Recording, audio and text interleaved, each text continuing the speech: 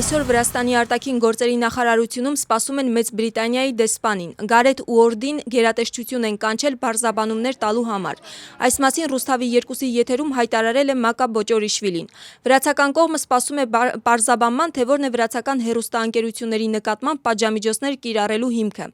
Վրաստանի արտգործնախարարի հայտարարությամբ, երբ խոսքը պատժամիջոցների մասին է, անհրաժեշտ է շատ ամուր իրավական հիմք։ Մեծ Բրիտանիայի կառավարությունը պատժամիջոցներ է կիրառել ԻՄԵԴ-ի և Պոստիվի հեռուստաընկերությունների նկատմամբ։ Պատժամիջոցային որոշման հիմնավորման վերաբերյալ բրիտանական կողմի գրառումը այսպիսին է. Կա ողջամիտ կասկած, որ ԻՄԵԴ-ին և Պոստիվին զբաղված են Ուկրաինայի պատերազմի և Ուկրաինայի իշխանությունների վերաբերյալ ապատեղեկատվության տարածմամբ և ապակայունացման խթանմամբ։ Պատժամիջոցները ենթադրում են ակտիվների սառեցում, տնօրենի որակազրկում և տրաստի ծառայությունների նկատմամբ սահմանափակումներ։ Մեծ Բրիտանիայի կառավարության կողմից սահմանված պատժամիջոցները ընդդիմությունը կոչում է արդարացի։ Տարբերվող կարծիք ունեն իշխող թիմում, որտեղ որոշումը համարում են անարդար և շեշտը դնում են փաստարկների բացակայության վրա։ ԱՄՆ-ում Վրաստանի արտակարգ և լիազոր դեսպան Թամար Տալիաշվիլին ներկա է գտնվել Կոնգրեսում Դոնալդ Թրամփի տարեկան ելույթին։ ԱՄՆ-ում Վրաստանի դեսպանության ֆեյսբուքյան էջում նշվել է, որ նախագահ Թրամփը դիմել է ԱՄՆ-ի Կոնգրեսի երկու պալատներին և խոսել անցած տարվա ընթացքում իրականացված տնտեսական ու սոցիալական բարեփոխումների, ինչպես նաև արտաքին քաղաքականության հարցերի մասին։ Խոսքով ելույթի ժամանակ ԱՄՆ-ի նախագահը հատուկ ներդրման համար 6 մարդու պարգևադրել է պատվո մեդալով։ Նախագահ Թրամփը նաև հարգանքի տուրք է մատուցել Չարլի Քրքի հիշատակին։ Հատկանշական է, որ սա ԱՄՆ-ի ժամանակակից պատմության մեջ ամենաերկար նախագահական ուղերձներից մեկն էր, նշվում է ԱՄՆ-ում Վրաստանի դեսպանատան ֆեյսբուքյան էջում։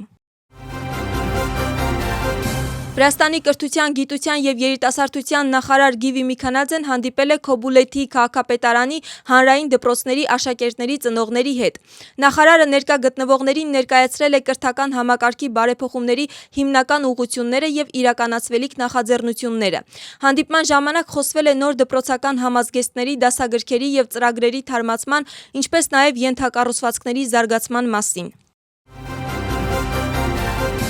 Այսօր Ժնևում ԱՄՆ-ի և Իրանի պատվիրակությունները կանցկացնեն բանակցությունների երրորդ փուլը Թեհրանի միջուկային ծրագրի վերաբերյալ։ ԱՄՆ-ի փոխնախագահը հուսով է, որ իրանցիները լուրջ կվերաբերվեն Թրամփի դիրքորոշմանը։ Նրա խոսքով Դոնալդ Թրամփը Իրանի հետ կապված խնդրի լուծումը կրկին նախընտրում է դիվանագիտական ճանապարհով, սակայն իր տրամադրության տակ ունի նաև այլ գործիքներ։ ԱՄՆ-ի փոխնախագահը ընդգծելով նշել է, որ Իրանը չի կարող ունենալ միջուկային զենք։